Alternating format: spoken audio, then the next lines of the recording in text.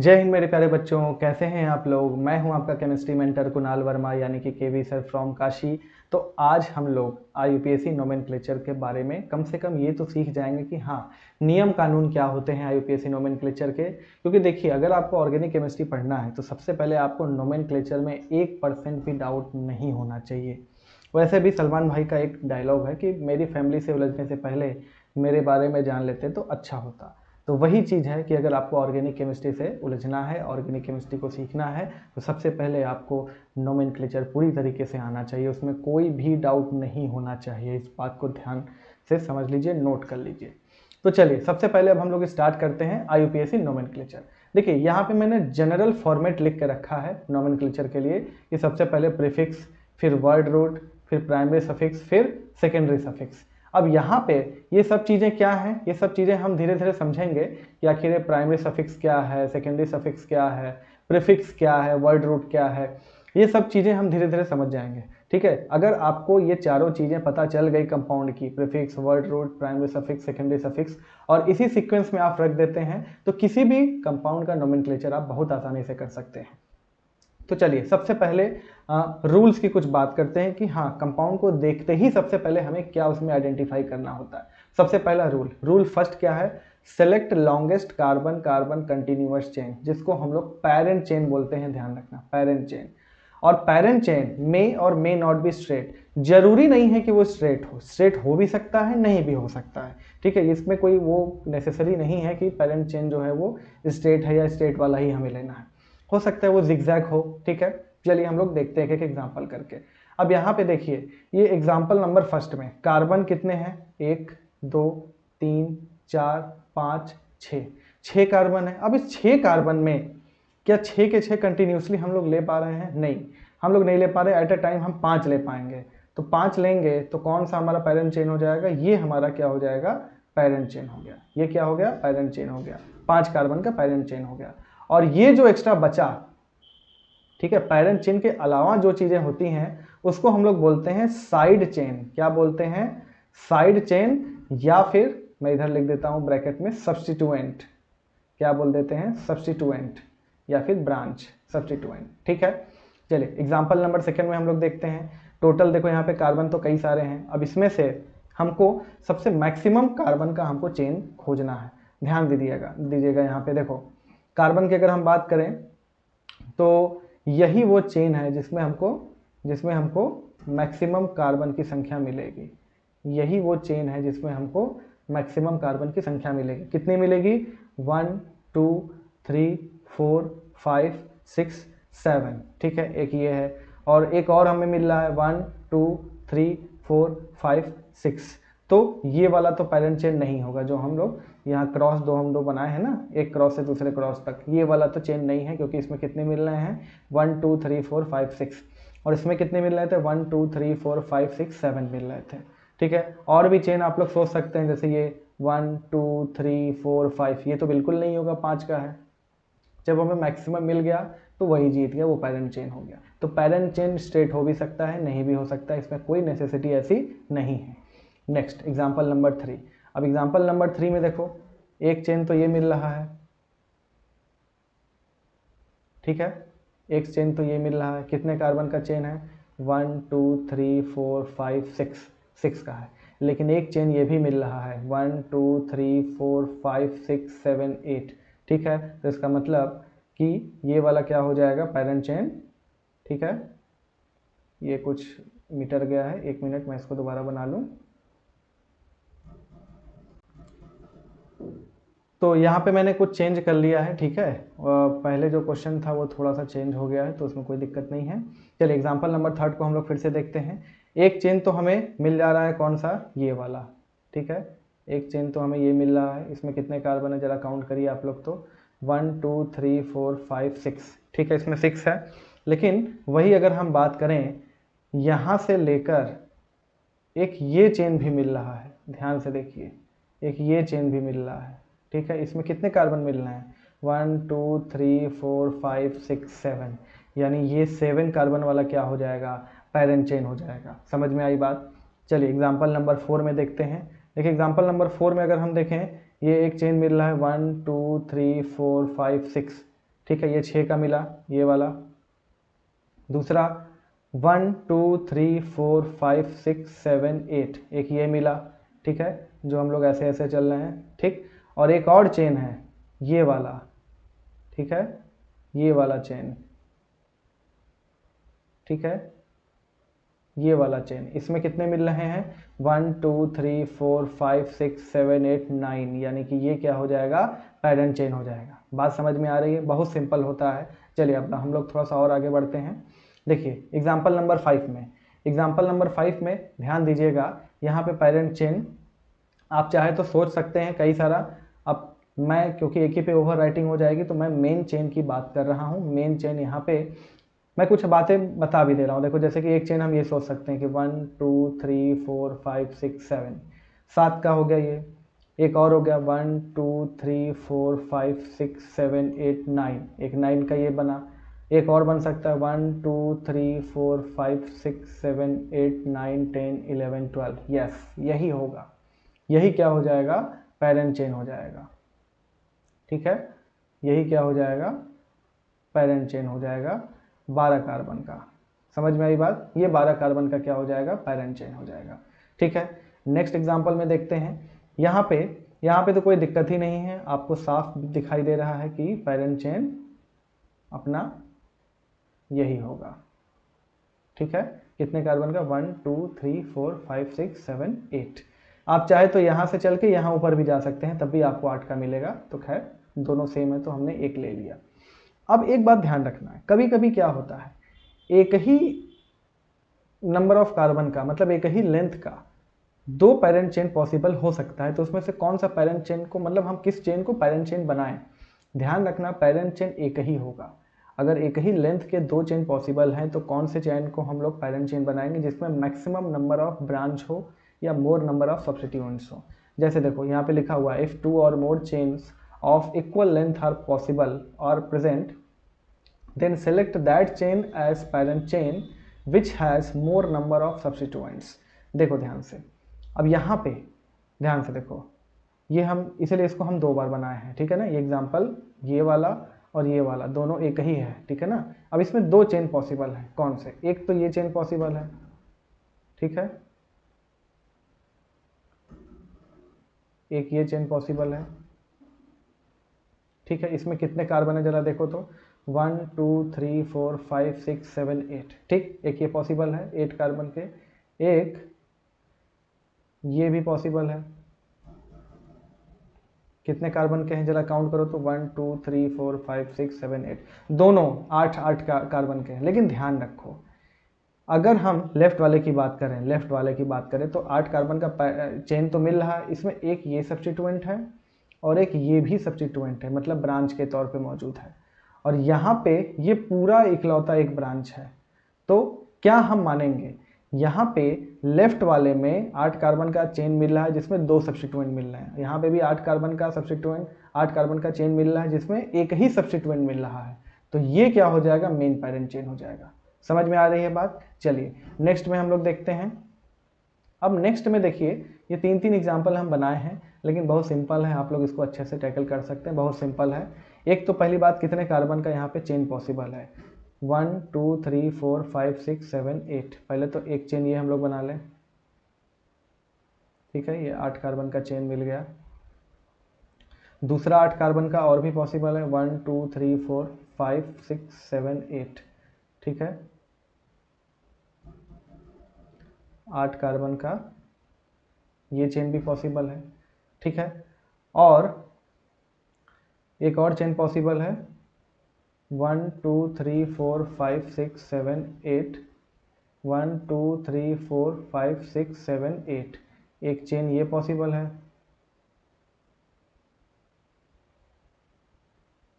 ठीक है। ये अब ध्यान से समझिए, ये 3 चेन पॉसिबल है। पहले वाले में एक ये सब्स्टिट्यूएंट और एक ये इतना बड़ा सा दूसरा सब्स्टिट्यूएंट, जो गोला में हम बना रहे हैं वो सब्स्टिट्यूएंट है। दूसरे वाले में एक ये सब्स्टिट्यूएंट, एक ये सब्स्टिट्यूएंट, ठीक है। तीसरे वाले में एक ये सब्स्टिट्यूएंट है, एक ये सब्स्टिट्यूएंट है, एक ये सब्स्टिट्यूएंट है और एक ये सब्स्टिट्यूएंट है। तो इसका मतलब कि ये जो लास्ट वाला जो हम पैरेंट चेन बनाए हैं ऐसे ऐसे करके ये वाला, यही क्या हो जाएगा, मेन पेरेंट चेन हो जाएगा। समझ में आ रही है बात? अच्छे से आप लोग कॉपी पे देखिए, नोट करके बनाइएगा। इसमें खिचड़ी बन गई है, लेकिन आपको बहुत अच्छे से नोट करके इसको बनाना है। अभी बेस है, अभी बेस बनाएंगे अच्छा, तो आगे ऑर्गेनिक केमिस्ट्री में बहुत मज़ा आने वाला है। ठीक है, तो ये वाला मेन चेन हो जाएगा पेरेंट चेन। ठीक है, चलिए अब नेक्स्ट, वर्ड रूट क्या होता है? Word root is determined by, ठीक है, word root is determined by number of carbon in parent chain. Parent chain में कितने कार्बन हैं, उस आधार पर वर्ड रूट डिसाइड होता है। अब बहुत सिंपल है ये, आप लोग क्लास 10 में भी पढ़ के आए हैं, अगर आपने यूपीएससी पढ़ा होगा, ठीक है, अच्छे से। तो देखिए, अगर अब पेरेंट चेन में एक कार्बन है तो मेथ, 2 है तो एथ, 3 है तो प्रोप, 4 है तो ब्यूट, 5 है तो पेंट, 6 है तो हेक्स, 7 है तो हेप्ट, 8 है तो ऑक्ट, 9 है तो नॉन, 10 है तो डेक, 11 है तो अनडेक, 12 है तो डू डेक, 13 है तो ट्राई डेक, 14 है तो टेट्राडेक, 15 है तो पेंटाडेक, 16 है तो हेक्साडेक, 17 है तो हेप्टाडेक, 18 है तो ऑक्टाडेक, 19 है तो नोनाडेक, 20 है तो आइकस, 21 है तो हेमिकस, 22 है तो डूकॉस, 30 है तो ट्राइकॉन, 40 है तो टेट्राकॉन। इतना आने वाला नहीं है, आप 10-12 तक याद कर लीजिए मैक्सिमम, आपका काम बहुत अच्छे से हो जाएगा। आप अभी नियम कानून पढ़िए, हम बहुत अच्छे से अभी जब हम क्वेश्चन करना स्टार्ट करेंगे नोमेनक्लेचर का, तब देखिएगा आपको पूरी तरह से इसे क्लियर हो जाएगा। अभी लग रहा होगा कि अरे सर ये तो नई नई चीज़ें आती जा रही हैं, कुछ समझ में नहीं आ रहा है। अभी जब क्वेश्चन हम कराएंगे इसके बाद, तब एक एक चीज़ आपका रिवाइज भी होता जाएगा और वो चीज़ याद भी होती जाएगी। तो ये वर्ड रूट आप लोग को समझ में आ गया। चलिए अब रूल 2 हम लोग देखते हैं कि रूल 2 क्या है, नंबरिंग ऑफ पेरेंट चेन। सबसे पहला काम तो हमको पेरेंट चेन खोजना होता है। ठीक है, पेरेंट चेन खोजने के बाद हम क्या करते हैं, उसके बाद नंबरिंग करते हैं। जैसे कि देखो, और ध्यान रखना 99% केस में पेरेंट चेन खोजने में कोई तकलीफ नहीं होती, सारा खेल बाकी और नियमों का होता है। ठीक है, नंबरिंग कैसे करेंगे हम लोग, ठीक है, अल्फ़ाबेटिकल ऑर्डर, इन सब का बहुत यूज़ होता है।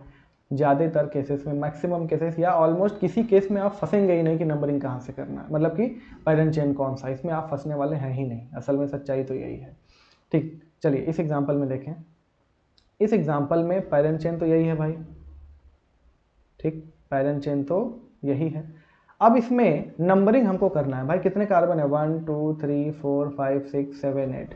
अब अगर हम लेफ्ट से अगर 1 करेंगे तो 1 2 3 4 5 6 7 8 यहाँ से जाएंगे। मतलब अगर हम लोग लेफ्ट से राइट चलते हैं ऐसे हम लोग, तो अगर हम लोग नंबरिंग करें 1 2 3 पर मिल रहा है, ठीक है। और अगर हम लोग राइट से लेफ्ट चलते हैं, राइट से लेफ्ट चलते हैं तो 1 2 2 पर ही पहला सब्स्टिट्यूएंट मिल जा रहा है। ये जो है 2 पर ही पहला सब्स्टिट्यूएंट मिल जा रहा है। इसका मतलब नंबरिंग जो होगा वो कुछ ऐसे ही होगा, 1 2 3 4 5 6 7 8, ये नंबरिंग हो जाएगा। बात समझ में आ रही है? क्योंकि लेफ्ट से अगर हम राइट चलेंगे तो तीसरे पर मिल रहा है, तो पहला सब्स्टिट्यूएंट जो है ये तीसरे पे मिल रहा है, तो ये लेफ्ट से राइट वाली नंबरिंग रॉन्ग होगी, राइट से लेफ्ट वाली सही होगी। ठीक है, नेक्स्ट, पेरेंट चेन तो अपना यही है, इसमें तो कोई दिक्कत नहीं है, पेरेंट चेन में कोई दिक्कत नहीं है। अब ध्यान से देखिए, अगर यहाँ से भी अगर हम चलें, लेफ्ट से राइट अगर हम चल रहे हैं तो पहला हमको दूसरे पर ही मिल जा रहा है, राइट से लेफ्ट, लेफ्ट से राइट चल रहे हैं तो दूसरे पर मिल रहा है, राइट से लेफ्ट भी चल रहे हैं तो देखो यहाँ पे दूसरे पर ही मिल जा रहा है। तो हम एक काम करते हैं, हम दोनों तरफ से चल लेते हैं, हम दोनों तरफ से चलते हैं। राइट से लेफ्ट अगर हम चलते हैं या लेफ्ट से राइट हम पहले चलते हैं तो 1 2 2 पर मिल रहा है, फिर 3 4 5 6 2 पर मिला, फिर 5 पर मिला, फिर 6 पर मिला। उसके बाद अगर हम राइट से लेफ्ट चलते हैं तो 2 पे मिला, फिर 1 2 3 पर मिला, 2 पर, फिर 3 पर, 4 5, फिर 6 पर। यानी कि पहले तो दोनों में 2 पे मिल जा रहा है, चाहे लेफ्ट से राइट चाहे राइट से लेफ्ट। लेकिन ध्यान रखना, जब भी तुम फंस जाओ तो एक ही चीज़ लगाओ, फर्स्ट पॉइंट ऑफ डिफरेंस। क्या लगाना है? फर्स्ट पॉइंट ऑफ डिफरेंस, यानी पहला अंतर, first point of difference, first point of difference आपको यही लगाना है, फर्स्ट पॉइंट ऑफ डिफरेंस। अब फर्स्ट पॉइंट ऑफ डिफरेंस मतलब अगर हम लेफ्ट से राइट चलते हैं तो पहले 2 मिला, राइट से लेफ्ट चल रहे हैं तो भी 2 मिला, कोई अंतर नहीं है, पहला अंतर नहीं मिला। दूसरा, लेफ्ट से राइट चलते हैं तो 5 मिलता है, और राइट से लेफ्ट चलते हैं तो 3 मिलता है। और यूपीएससी में हम हमेशा कम नंबर देना चाहते हैं, IUPAC में हम हमेशा कम नंबर देना चाहते हैं, क्योंकि नियम ही यही है, start numbering from that in where substituent gets lowest possible number, जिसको लोकेंट बोलते हैं। तो अगर दोनों तरफ से हम कर रहे हैं, जिधर से पहले मिल जाए वही विजेता होता है, वहीं से नंबरिंग चालू होगा।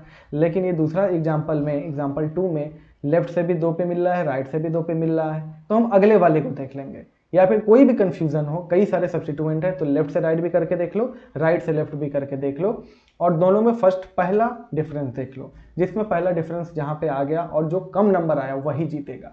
जैसे 2 5 6 आ रहा है लेफ्ट में, और राइट से चलने पे 2 3 6 आ रहा है। पहला डिफरेंस 5 पे और 3 पे मिला, 3 छोटा है तो राइट से लेफ्ट वाला हो जाएगा, यानी नंबरिंग यहाँ से होगा 1 2 3 4 5 6 7, ये करेक्ट नंबरिंग हो गया।